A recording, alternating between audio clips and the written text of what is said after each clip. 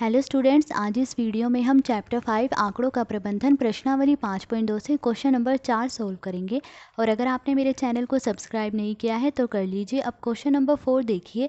संलग्न pie chart एक विद्यार्थी द्वारा किसी परीक्षा में हिंदी, अंग्रेजी, गणित, सामाजिक विज्ञान और विज्ञान में प्राप्त किए गए अंकों को दर्शाता है। तो ये जो पाई चार्ट दिखाया गया है, ये पाई चार्ट एक विद्यार्थी ने हिंदी, अंग्रेजी, गणित, सामाजिक विज्ञान और विज्ञान में जो अंक प्राप्त किए हैं उन्हें दर्शा रहा है। यदि उस विद्यार्थी द्वारा प्राप्त किए गए कुल अंक 540 थे, मतलब अगर उस विद्यार्थी ने कुल 540 अंक प्राप्त किए हैं तो निम्नलिखित प्रश्नों के उत्तर दीजिए। तो हमें कुछ प्रश्न पूछे गए हैं, उनके हमें उत्तर देने हैं। तो फर्स्ट देखिए, प्रश्न पूछा गया है किस विषय में उस विद्यार्थी ने 105 अंक प्राप्त किए। तो हमें ये बताना है कि उसने किस विषय में 105 अंक प्राप्त किए। अब अगर हम पाई चार्ट को देखें तो देखिए यहाँ पर हिंदी, अंग्रेजी, गणित, सामाजिक अध्ययन, विज्ञान, इनको केंद्रीय कोणों द्वारा दर्शाए गए। इनके केंद्रीय कोण दर्शाए गए हैं कि हिंदी का केंद्रीय कोण 70 है, अंग्रेजी का केंद्रीय कोण 55 डिग्री है और गणित का केंद्रीय कोण 90 डिग्री है। तो इस तरह दर्शाए गए हैं, ठीक है। अब देखिए हमें बताना है कि उसने 105 अंक प्राप्त किस विषय में किए। अब यहाँ डिग्री में दिया गया है तो हम क्या करेंगे, हम 105 अंक के लिए केंद्रीय कोण निकालेंगे कि 105 अंक के लिए केंद्रीय कोण क्या है। तो देखिए 105 अंक के लिए केंद्रीय कोण। अब केंद्रीय कोण कैसे निकालते हैं, देखिए 105 अंक के लिए केंद्रीय कोण निकालना है तो अंक कितने हैं, 105, ठीक है। और बटे में क्या आएगा, कुल अंक। तो उस विद्यार्थी ने कुल कितने अंक प्राप्त करे हैं, 540, तो बटे में क्या आ जाएगा, 540। और केंद्रीय कोण निकालने के लिए हम क्या करते हैं, 360 डिग्री से गुणा कर देते। तो हम इसे किससे गुणा कर देंगे, 360 डिग्री से गुणा कर देंगे। अब इन्हें काट लेंगे, देखिए 0 से 0 कट गया। देखिए ये दोनों 18 के पहाड़े से कट जाएंगे, 18 दूनी 36, 18 तिये 54। अब 105 को हम 3 के पहाड़े से काट लेंगे, 3 एकम 3, ठीक है। 105 को हम 3 के पहाड़े से भाग देंगे तो क्या आएगा, 35 आएगा। अब देखिए 35 को 2 से गुणा करेंगे तो कितना आएगा, 35 दूनी 70, 70 डिग्री। तो 105 अंक के लिए केंद्रीय कोण कितना है, 70 डिग्री। तो अब हम पाई चार्ट में देखेंगे कि 70 डिग्री किस विषय का केंद्रीय कोण है। तो देखिए अब अगर हम पाई चार्ट में देखें तो ये जो 70 डिग्री है किसका केंद्रीय कोण है, हिंदी का। तो इसका मतलब उस विद्यार्थी ने हिंदी विषय में 105 अंक प्राप्त किए हैं। तो अतः हिंदी विषय में उस विद्यार्थी ने 105 अंक प्राप्त किए हैं, ठीक है। नेक्स्ट सेकंड पार्ट देखिए। सेकंड पार्ट देखिए, क्वेश्चन पूछा है उस विद्यार्थी ने गणित में हिंदी से कितने अधिक अंक प्राप्त किए। तब हमें ये बताना है कि गणित में उसने हिंदी से कितने ज़्यादा अंक प्राप्त किए। तो हम ये कैसे बताएंगे, हम अगर गणित और हिंदी के अंकों का अंतर निकाल दें तो हमें पता चल जाएगा कि उसने गणित में हिंदी से कितने अधिक अंक प्राप्त किए हैं। पर देखिए पाई चार्ट में हमें डिग्री में दिया गया है, तो हम क्या करेंगे, गणित और हिंदी के केंद्रीय कोणों का अंतर निकालेंगे। अब देखिए गणित का केंद्रीय कोण कितने डिग्री का है, 90 डिग्री, और हिंदी का केंद्रीय कोण कितने डिग्री का है, 70 डिग्री। तो हम इन दोनों के कोणों का अंतर निकाल लेंगे। तो देखिए गणित और हिंदी के बीच केंद्रीय कोणों का अंतर, गणित का केंद्रीय कोण कितने डिग्री का है, 90 डिग्री का। अब अंतर निकालना है, मतलब माइनस करना है, तो 90 डिग्री माइनस हिंदी का केंद्रीय कोण 70 डिग्री का है। तो 90 में से 70 गई, कितना आएगा, 20 डिग्री।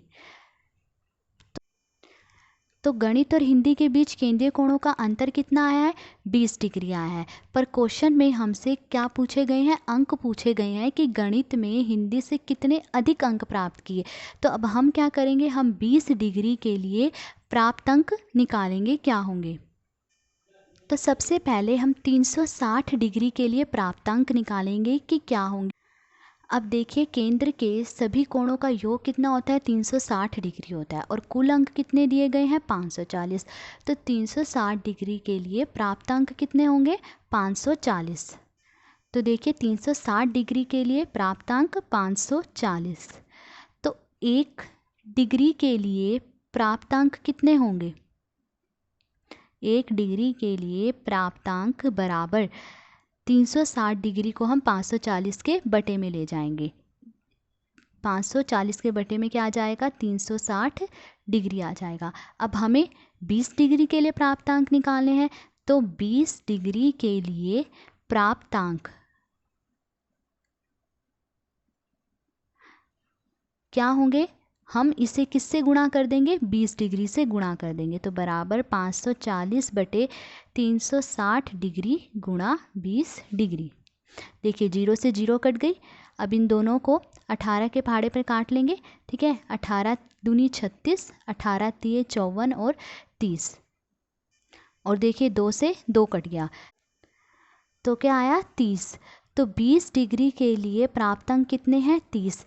इसका मतलब उस विद्यार्थी ने गणित में हिंदी से 30 अंक अधिक प्राप्त किए हैं।